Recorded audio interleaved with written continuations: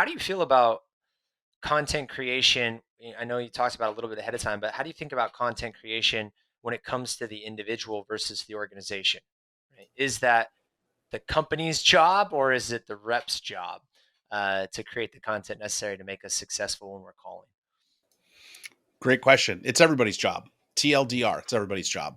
Marketing already knows that it's their job, and I'm not here to, poop on marketing, but they got to do a better job of it because, I've worked across 8 different companies, 2 as a sales leader in the last 3 years, and I've seen 0 marketing people reach out to the people at the company that are talking to prospects all day long to create their collateral. And so that's a big problem, right? So we got to do a better job. We got to do a more qualitative job of it. We got to quit gating our content. Nobody wants to call your gated leads anyway, right? No, somebody downloaded a webinar. Nobody, white paper, industry report.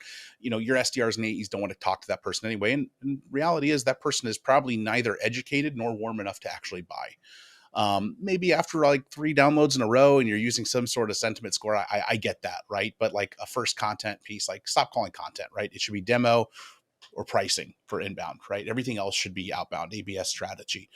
So marketing has to do a better job, but it also falls on salespeople and CS people as well. They need to create content in their industry, and people will get really up in it about, well, I have this awesome TikTok and I don't want to mix my work and my personal. Guess what? It's really easy to create multiple accounts on things now. So just go create another TikTok, make that your TikTok for your industry. You work in the steel industry or you work in logistics, like go become someone that's spreading that information in that industry, and not just the what, but also the how. I think we were talking a little bit earlier, like, especially with like TikTok, it's a lot of like, if you want to do better at business, you should get referrals.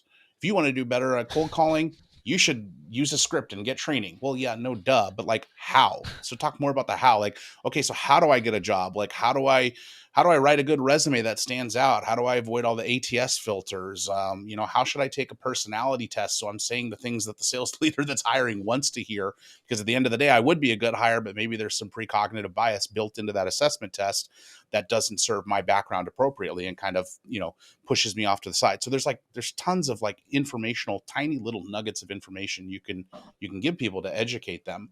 I'm not a fan of the Gary V just post, but especially on TikTok, if you want to post 3 times a day, you can post one comedic. What I do with sales doctor is I post one comedic thing. I post one educational thing. I'll typically get a question from someone on that educational thing, and you can respond to a question with a video. So then there's my third one, right? So really, I'm only creating one piece of content, but I'm posting every day. I do believe you should post every day, but it's okay too if the post isn't, if we're talking now LinkedIn, some big, long, super special, spaced out, correctly formatted type thing. You could post something really simple, but post something insightful. Don't keep telling people what they should do, but more importantly, show them how. And a lot of people go, well, how do you do that? Right? I'm telling people what to do. How Well, do you do how do you do it? that? Right? Well, how do you do that? Well, work hand in hand with your marketing team, right? Part of the reason someone would go to buy something, and part of the is because they want the education, right? They want to know a better way to do it. I've been evaluating some tools lately, some sales engagement tools. We know the holy trinity of sales engagement tools out there, but I'm looking at some different ones because what I'm doing right now is not super call focused. So maybe I can pay lower for something else because they don't have that robust call functionality that you get out of, certain products. And every call, it's interesting that I find myself asking them, well, how do you do this? And they tell me, and I'm Right. like, that's interesting. Even though I've been hired to consult for people before, I'm still learning myself. And so they Yeah. are the expert. And you know why? And I don't know if I can mention software companies here, but I'm going to do it anyway. You know why Vidyard is the expert on like how to send an intro email?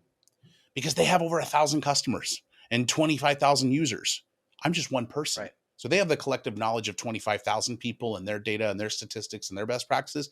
I just have one. And so it's a similar thing. Like when I was working with Pavilion, I would always tell the sales development reps, I'm like, you got to understand, we have 10,000 members. We have over 150 B2B customers. You talk to a sales leader about training, professional development, mentorship, and career support. They've maybe been a VP of sales twice and maybe a sales Hmm. leader once before that as a director.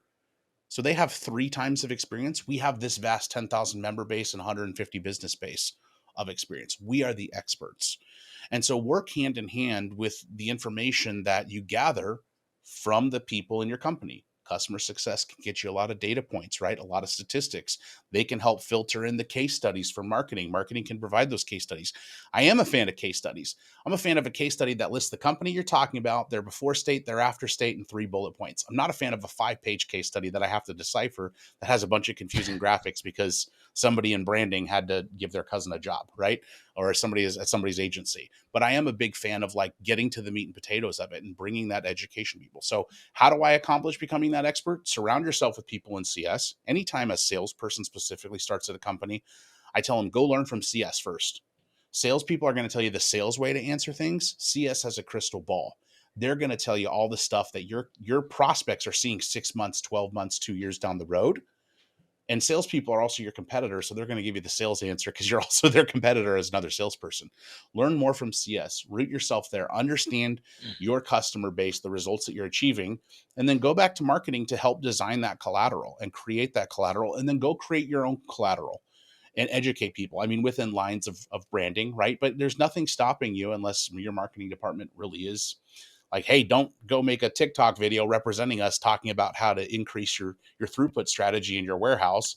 Then that's a different conversation. But it's easy peasy. You work in logistics, go make a 30-second informational video on what somebody should be doing if they're struggling with XYZ problem, and like a 3-line sentence on like high level how to solve it. But you have to cross collaborate and work with other departments.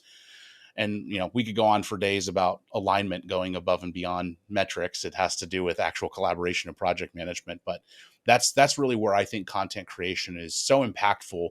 And who should be owning it? Really everybody, but the people that are owning it right now need to do a better job of it and be more flexible with it as well.